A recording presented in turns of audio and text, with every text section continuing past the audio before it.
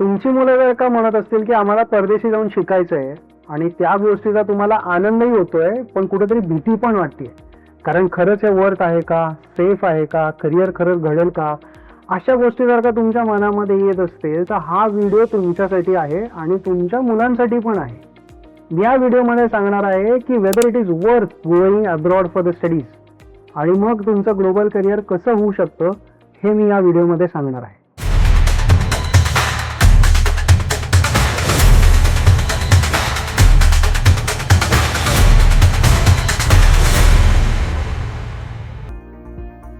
नमस्कार, मी मयूर यार्दी, सिधुराच्या चॅनलवरती तुमचं स्वागत आहे. या चॅनलमध्ये आम्ही study abroad related process, scholarships, global careers आणि वेगवेगळे करिअर पाथ आणि टिप्स ह्याच्याबद्दल बोलत असतो. तर तुम्ही हा चॅनल सबस्क्राईब केला नसेल तर नक्की सबस्क्राईब करा. तुमच्या क्लोज ग्रुपमध्ये हा शेअर करा. ज्यांना याच्या इन्फॉर्मेशनचा फायदा होणार असेल त्यांच्याबरोबर शेअर करा, जेणेकरून त्यांना त्यांचं ग्लोबल करिअरचं स्वप्न साकार करता येऊ शकेल. हा व्हिडिओ जो आहे ना, हा प्रॅक्टिकल आहे, थोडा इमोशनल पण आहे, पण सगळ्यात महत्त्वाचं म्हणजे हा तुमचं मन शांत करेल. सो ज्या वेळेला मुलं म्हणतात किंवा पेरेंट्सच्या डोक्यात येतं की अरे बाहेर शिकायला जायचं आहे, त्यावेळेला सगळ्यात महत्त्वाचा प्रश्न जो समोर येतो तो म्हणजे अरे हे वर्थ आहे का, खर्च किती होणार, काय होणार. सो आता त्यावेळेला जो प्रश्न येतो समोर, त्यावेळेला प्लॅनिंगमध्ये काय महत्त्वाचे खर्च असतात, तर एक म्हणजे लिव्हिंग एक्सपेन्सेस, त्या देशामध्ये राहण्याचा खर्च, ट्युशन फी की ज्या युनिव्हर्सिटीमध्ये तुम्ही शिकायला जाणार आहात ते, आणि थोडे पेरिफेरल एक्सपेन्सेस म्हणजे काय बाबा ट्रॅव्हल आहे, फूड आहे किंवा पॅकिंग वगैरे आहे, ह्या सगळ्या गोष्टी. सो इथे तुमचं बजेट तयार होतं. सो हे तुम्ही जर का नीट प्लॅन केलं ना तर तुम्हाला नक्कीच याचं क्लिअरिटी खूप येते आणि याचं तुम्हाला टेन्शन येत नाही. आणि व्यवस्थित 1 वर्ष आधीपासून जर का प्लॅनिंग जर का केलं तर जवळजवळ तुम्ही 25% 15 ते 25% तुमची ओव्हरऑल कॉस्ट जी आहे बजेटमधली ही खाली आणू शकता. आता मुलांना बरेचदा असा प्रश्न पडतो की मी ही प्रोसेस चालू करतोय, घरच्यांना कसं सांगू, काय करू, कारण जायचं तर आहे. याच्यामध्ये आम्ही म्हणतो की ओव्हरसीजला जाणं शिकायला हा फॅमिली डिसिजन आहे. It is not the individual decision. म्हणजे काय की एखादा फक्त विद्यार्थी होऊन नाही म्हणू शकत की मला जायचंय आणि मग आई वडील म्हणतात नाही जायचंय, किंवा उलट आई वडील म्हणतात अरे तू जायचंय पण मे बी त्याला जायचं नसतं. So it is a family decision. So पहिले अंडरस्टँड करून घ्या की what is all about the study abroad is, आणि मग तुम्ही तुमचं करिअर प्लॅनिंग जे ग्लोबल करिअर आहे त्याच्यासाठीचं डिसिजन घ्या. That's what we always suggested. आता यात पेरेंट्सचा रोल खूप महत्त्वाचा असतो. पेरेंट्सना एका बाजूला भीती पण असते की मुलं जाणार आहे, जर का ते अंडर ग्रॅज्युएटला जाणार असेल तर अजून थोडी भीती असते ती म्हणजे काही की हे सेफ आहे का. तर हे बऱ्यापैकी सेफ असतं. When we talk about the international countries, अगदी आपण UK किंवा आयर्लंड, दुबई यासारख्या ठिकाणचं जर का बोललो तर हे अगदी सेफ असतं, कारण का युनिव्हर्सिटीमध्ये तुम्हाला लोकल लेवलवरची तिथली लोक सपोर्टला असतात. There is a international support cell की जी तुम्हाला मदत करत असते. मुलांना तिथे लोकल बडीज असतात की जे तुम्हाला तिथे डूज अँड डोंट्स गोष्टी सांगत असतात. हे खूप सेफ असतं. दुसरी गोष्ट म्हणजे की आता टेक्नॉलॉजी सुद्धा खूप वाढलेली आहे. सो टेक्नॉलॉजीमुळे तुम्ही व्हॉट्सअप असू दे, झूम कॉल असू दे, गुगल कॉल असू दे, कनेक्ट राहणं हे खूप सोपं झालेलं आहे.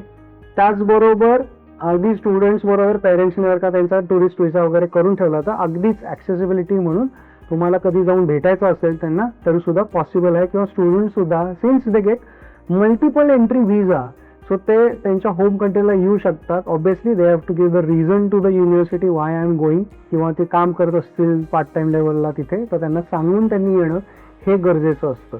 So it is quite safe around it. ज्या वेळेला आपण म्हणतो की हे वर्थ आहे का, त्याच्यात एक मुद्दा येतो तो म्हणजे की ह्या मुलांना जे काही ग्लोबल एक्सपोजर मिळतं हे त्यांना ॲक्च्युली ॲज अ पर्सन म्हणून घडवतं. आता आपण बघितलंच आहे की मे बी सोलापूर, सांगली, सातारा यामधले बऱ्याच रिजन्समधले लोक ही पुणे मुंबईकडे येतात. पुणे मुंबईची लोक हे दिल्ली बेंगलोरकडे जातात. हे का जातात बेसिकली, तर ते एक्सपोजर मिळण्यासाठी, ते नवीन लर्निंग मिळण्यासाठी, ते नवीन कल्चर बघण्यासाठी. Same happens with the overseas की ज्या वेळेला मुलं अशी बाहेर जातात त्यावेळेला जे त्यांना एक्सपोजर मिळतं त्याच्यातनं त्यांची पर्सनॅलिटी घडते. अशा कंट्रीजमध्ये जाऊन शिकणं होतं की जिथे तुम्ही डेव्हलप कंट्रीमध्ये जाताय आणि असे सब्जेक्ट शिकतायत की जिथं काहीतरी नवीन तुम्हाला लर्निंग मिळतंय. लर्निंग इज व्हेरी इम्पॉर्टंट की ज्याच्यामुळे तुम्हाला ॲक्च्युली जे काही प्रॉब्लेम सॉल्व्हिंग करायचं असेल, ज्या कुठल्या तुम्ही क्षेत्रामध्ये असाल, ते जर का तुम्ही चांगलं करू शकला त्या सब्जेक्टचं लर्निंग करून, तर तुमची एम्प्लॉयबिलिटी वाढते. मग तो जॉब असेल, मग बिझनेस असेल, बिझनेस आयडियाज असतील, एनिथिंग कॅन बी हॅपन. या सगळ्या डिग्रीज ज्या आपण बघतो ज्या वेळेला मुलं बाहेर जातात, ह्या ग्लोबली रेकग्नाइज असतात. सो एका कंट्रीमध्ये मी UK मध्ये जाऊन डिग्री घेतली, it is highly recognised in India also, in Europe also, in UK itself. So globally त्याचं रेकग्निशन आहे. सो तुम्हाला जॉब असेल किंवा बिझनेस असेल, त्या रेकग्नाइज डिग्रीज आहेत. सो त्या कुठेही असं नाही होत की अरे माझी डिग्रीज रेकग्नाइज नाही आहे. त्यामुळे ते एक्सपोजर खूप मोठं मुलांना मिळतं. पेरेंट्सचा रोल याच्यामध्ये जो महत्त्वाचा असतो तो म्हणजे डिसिजन मेकिंगसाठी. बरेचदा स्टुडंट्स कन्फ्यूज असतात आणि they look at the parents as a support for the decision making of it, की खरंच आपण जे डिसिजन घेतोय, आयुष्याचं एवढं मोठं डिसिजन आहे, हे मी बरोबर घेतोय का नाही घेते, याच्यासाठी पेरेंट्सचा सपोर्ट हा इमोशनल लेवलवरती खूप लागतो मुलांना. कारण बरेचदा असं असतं की अरे 10वी-12वीला वेगळं करिअर वाटत असतो, त्याच्यानंतर वेगळं करिअर वाटत असतं, मग आता परत जाताना मी वेगळंच करिअर करतोय, ते खरंच मी बरोबर करतोय का, याचा कॉन्फिडन्स लेवलसाठी पेरेंट्सचा सपोर्ट असणं हे सुद्धा खूप महत्त्वाचं असतं.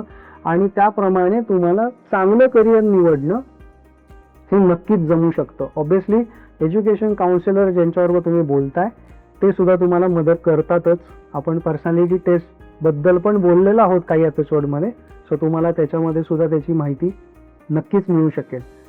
त्यानंतर ज्या वेळेला आपण म्हणतो की मला ROI काय आहे, म्हणजे फायनान्सेस वाईज की मी इन्व्हेस्टमेंट किती करणार आणि त्याच्या अगेन्स्ट मला मिळणारे पैसे किती आहे किंवा परतावा किती आहे.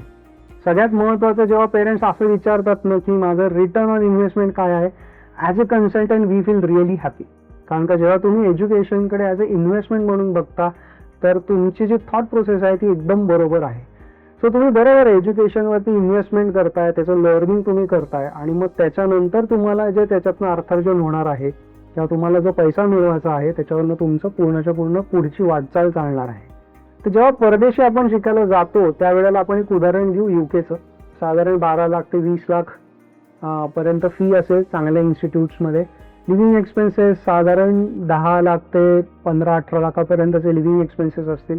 सो सगळं मिळून साधारण with a good decent university, with a nice recognise university, तुमचं सगळं करिअर मास्टर्स लेवलचं की हे साधारण 35 ते 40 लाखाच्या मध्ये व्यवस्थित सगळं होतं, इन्क्लुडिंग एव्हरीथिंग. आता यात मी धरत नाही की तुम्ही पार्ट टाइम जॉब करताय त्याच्यामुळे तुमचे एक्सपेन्सेस अजून कमी होतील, ते होतंच, पण मी ते धरत नाही आता. आपण असं धरू की एक कॅल्क्युलेशनसाठी 35 लाखाची मला सगळी प्रोव्हिजन करायची आहे. सो 35 लाखासाठी तुम्हाला एज्युकेशन लोन मिळतं की जे बऱ्याचशा बँकांमध्ये आता विदाऊट मॉर्गेज सुद्धा मिळायला लागलेलं आहे. ते एज्युकेशन लोन स्टुडंटच्या नावाने येतं आणि पेरेंट्स त्याच्यासाठी गॅरेंटर असतात. आता स्टुडंटच्या नावाने लोन येतं म्हणजे काय की खरं सांगायचं तर रिपेमेंटची जबाबदारी ही पूर्णपणे स्टुडंटची. आणि जे काही आम्ही बँकांशी बोललो त्यांनी सुद्धा सांगितलं की आम्ही विदाऊट मॉर्गेज किंवा एवढे पैसे स्टुडंटच्या नावाने का देतो, कारण का आम्हाला दिसतं की त्यांचं जे करिअर आहे, त्यांची जी युनिव्हर्सिटी आहे, त्यांचं जे पुढे जाऊन जॉब मिळण्याचे प्रॉस्पेक्ट्स आहेत त्याच्यामधनं हे पैसे व्यवस्थित रिपे करू शकतात. ते म्हणायचं असं आहे की बँकेलाच तुमच्यावरती किंवा तुमच्या मुलावरती कॉन्फिडन्स आहे, तर तोच कॉन्फिडन्स तुम्ही सुद्धा त्यांच्यावरती दाखवणं गरजेचं आहे. सो जेव्हा मुलं कोर्स कम्प्लीट करतात त्याच्यानंतर 1 वर्षानंतर त्यांचं रिपेमेंट चालू होतं आणि ते साधारण प्रत्येक बँकेचं डिफर होतं, पण 7 वर्ष, 10 वर्ष, 15 वर्ष अशी त्याची रिपेमेंटची सायकल असते की जिथे मुलं ते रिपेमेंट करू शकतात. त्यामुळे एज्युकेशन लोन हा एक खूप छान फायनान्शियल मॅनेजमेंटच्या दृष्टीने पार्ट राहतो. आणि अगदी आपण म्हणलं 35 लाख रुपये, आज मी सगळं शिकून आलो UK मध्ये, मी 1-2 वर्ष तिथं राहिलो, तर प्रॅक्टिकली मी छान डिसेंट लेवलचा जॉब मला मिळाला आणि व्यवस्थित मी जॉब केला, तर एक 70-80% माझे सगळे पैसे तिथनं रिकवर होतात. सो तसा प्रॉब्लेम येत नाही त्याच्यामध्ये आणि दिस इज प्रूव्हन. अगदी असं आपण ठरवू की नाही मला परत इंडियामध्ये यावं लागलं तर काय, तरी सुद्धा इंडियामध्ये आल्यानंतर रिपेमेंट ऑफ 30-35 लाख रुपीज की जिथं त्यांना ॲव्हरेज व्यवस्थित चांगला जॉब मिळतोय त्यांना रिपेमेंट पुढच्या 10 वर्षामध्ये करणं हे शक्य आहे. सो फायनान्शियली खूप मोठं बर्डन मी घेऊन चाललेलो आहे आणि आता काहीच माझं घडणार नाही, ही परिस्थिती होत नाही. आणि त्या पद्धतीने मी प्लॅनिंग केलं तर this is like again I said it is we called it as a proven roadmap हा आहे. सो ते शांतपणे तुम्ही नक्कीच प्लॅनिंग करू शकता. मी जेव्हा 35 लाख किंवा याचं गणित धरतोय त्यात पार्ट टाइम जॉब बरोबर मी स्कॉलरशिप्स पण धरलेले नाही आहेत. So there is a possibility की स्कॉलरशिपमुळे सुद्धा आयदर तुमचे फंड्स कमी होतील ऑर तुम्ही 35 लाखात पण अजून चांगल्या युनिव्हर्सिटीला जाऊ शकाल, हे येऊ शकतं. तर यात पुढे जाऊन जर का बिझनेसमध्ये स्टुडंट झाले तर nothing like it, sky is the limit. बिझनेसमध्ये आपण म्हणतो तसं की it's like you are on a runway, की पहिले काही वर्ष विमान वर जायला ताकद लागते तिथं तुम्हाला थोडासा वेळ लागतो, पण एकदा टेक ऑफ घेतल्यानंतर sky is the limit. And job is like a train की जी एका स्पीडला एका ट्रॅकवरती खूप वर्ष पण लांब लांब प्रवास करते. सो तसं ते आहे. सो रिपेमेंट करणं किंवा अशा पद्धतीचं फायनान्शियल प्लॅनिंग करणं बिकम्स रिअली इझी. त्यांनी टेन्शन येत नाही, त्यांनी उगाच अननेसेसरी बर्डन्स येत नाहीत आणि मुलांना सुद्धा त्याचं एक भान राहतं की आपल्याला या गोष्टी करायच्या आहेत. म्हणजे काय की लोन मला रिपेमेंट करायचं आहे, सो मी नीट लक्ष देऊन अभ्यास करणं, सब्जेक्ट लर्निंग करणं आणि जॉब मिळवणं किंवा बिझनेस चालू करणं हे गरजेचं आहे. सो ह्या प्लॅनिंग स्टेजमुळे काय होतं की हे नीट छान ॲज अ फॅमिली म्हणून प्लॅनिंग होऊन ओव्हरसीज एज्युकेशनसाठीचं तुम्ही नक्कीच प्लॅनिंग व्यवस्थित करू शकता and it is really worth on that. Plus network जे होतं की जिथे का जे म्हणतात की your network is known by your network, तर ते जे नेटवर्क तुमचं ग्लोबल लेवलवरती स्टुडंट्सचं तयार होतं, जी ऑपॉर्च्युनिटी ती क्रिएट होते, that actually helps them in the wrong run. मग ते इंटरनॅशनल लेवलला असतं. मग बरेच जण स्टुडंट्स असे असतात की ज्यांच्या आईवडिलांचे बिझनेसेस इंडियामध्ये आहेत, ते त्यांना मोठे करायचे असतात, नसतील बिझनेस तर चालू करायचे असतात. जॉबसाठी सुद्धा मला फक्त इंडियात नाही तर ग्लोबल लेवलवरती त्या ऑपॉर्च्युनिटीज मिळायला सुरुवात होते. सो ते जे काय तुमचं नेटवर्क डेव्हलप होतं आणि ज्या काही गोष्टी तुम्हाला स्कोप म्हणून अवेलेबल होतात की जो तुमचा स्कोप आपण म्हणतो ना की वेळानराचा एवढा वाढतो, ग्लोबल लेवलवरती जातो, that is really important when it comes to the study abroad or having the global exposure. So that really worth on it. मी तुम्हाला अजून एक सांगेन की तुम्ही गुगलवर जाऊन सर्च करा की इंडियामधले असे किती जण आहेत मोठे बिझनेस ओनर्स म्हणा, आय वुड से की चांगल्या हुद्द्यावरचे लोक की जे बाहेर जाऊन शिकून आलेले आहेत आणि they are doing wonders with the काय म्हणता येईल इंडियासाठी किंवा भारतासाठी डेव्हलप होण्यासाठी खूप छान काम करत आहेत. So that is proven again and again. Yes, dilemma असू शकतो, नो डाऊट इन दॅट. छान व्यवस्थित इन ॲडव्हान्स प्लॅनिंग शांतपणे ऑन पेपर जर का केलं तर study abroad is worth going and without stress free you can definitely do it. I would say that की ओव्हरसीजला मास्टर्सला जायचं म्हणून मला कोट्यावधी रुपये हवेत त्याच्याशिवाय मी जाऊ शकत नाही अशी काही परिस्थिती नाही आहे. सो तुम्ही व्यवस्थित प्लॅनिंग करून जर का गेलात you can definitely have a global career and you can become a global citizen on it. आता तुम्हाला कळलं असेल की ओव्हरसीज एज्युकेशनला जायचं असेल तर काळजी करायची गरज नाही, प्लॅनिंग करणं गरजेचं आहे. आम्ही सिद्धेवामध्ये आमच्या अनुभवामधनं एक proven roadmap to study abroad नक्कीच तयार केलेला आहे. तुम्हाला त्याच्याबद्दल माहिती हवी असेल तर कमेंट बॉक्समध्ये आम्ही कॉन्टॅक्ट डिटेल्स दिलेले आहेत. You can get in touch with us and we can give you the personalise consultation on that. त्याचबरोबर तुम्ही सिद्धोरा चॅनलला जर का सबस्क्राईब केलं नसेल तर नक्की सबस्क्राईब करा. तुमच्या सर्कलमध्ये तुम्ही सगळ्यांना पाठवा, ज्यांना याची गरज आहे त्यांच्याबरोबर नक्की शेअर करा, म्हणजे त्यांना त्याचा फायदा होईल. तुम्हाला जर का कुठल्या स्पेसिफिक टॉपिकबद्दल माहिती हवी असेल तर तुम्ही नक्की कमेंट बॉक्समध्ये आम्हाला कळवा. हा व्हिडिओ कसा वाटला हेही आम्हाला कळवा. आम्ही त्याप्रमाणे तुम्हाला नक्कीच नवीन नवीन व्हिडिओज, नवीन नवीन इन्फॉर्मेशन द्यायला तयार आहोत. We are happy to help you out. Thank you for listening this video.